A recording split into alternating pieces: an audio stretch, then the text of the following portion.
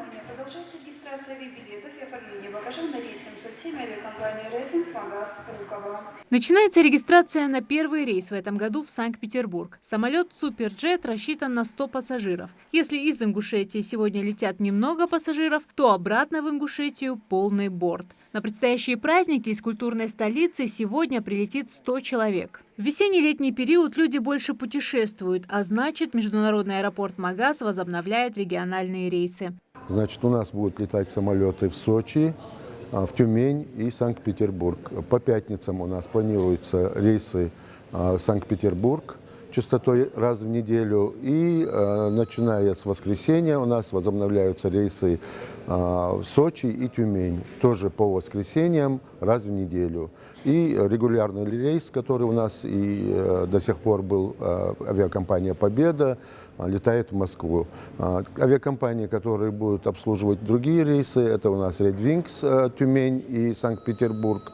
И авиакомпания «Азимут» выполняет рейсы на Сочи. На часах время 11:40. Самолет идет на посадку. Встречать первый рейс водяной аркой – добрая традиция, которая пришла из морского флота. Тогда салютировали судном, которые отправились в первое плавание. Сегодня так поздравляют воздушный экипаж. Пассажиры полетом остались довольны. Полет прошел хорошо. Нет, я второй раз тут. Но я была в 2020 году тут у брата тоже.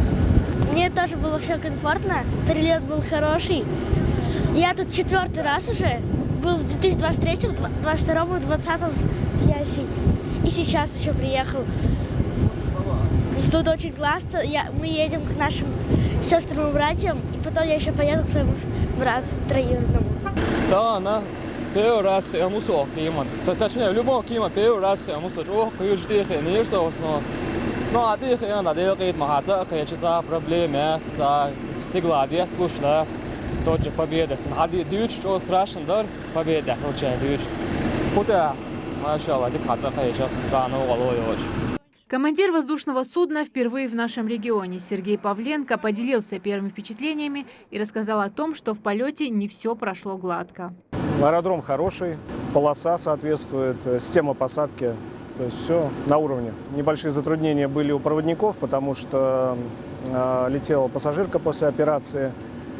Ей стало плохо, потеряла сознание. В общем, порядка 2 часов производили реанимационные мероприятия. Слава богу, оказался врач на борту.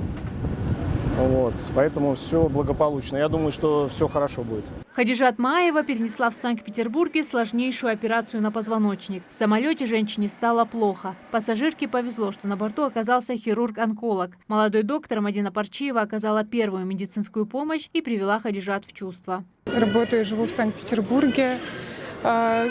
Увидела, что соседке, параллельно сидящей со мной, стало плохо. Начала задыхаться, пациентка, началась одышка, теряла сознание. Измерение артериального давления, давление было низким, притом низким сильно, 60/40. Были оказаны меры первой помощи, подняли артериальное давление, нормализовали пульс пациентки, купировали рвотный рефлекс. Пациентка пришла в себя буквально через час, сидела, разговаривала, абсолютно все было спокойно.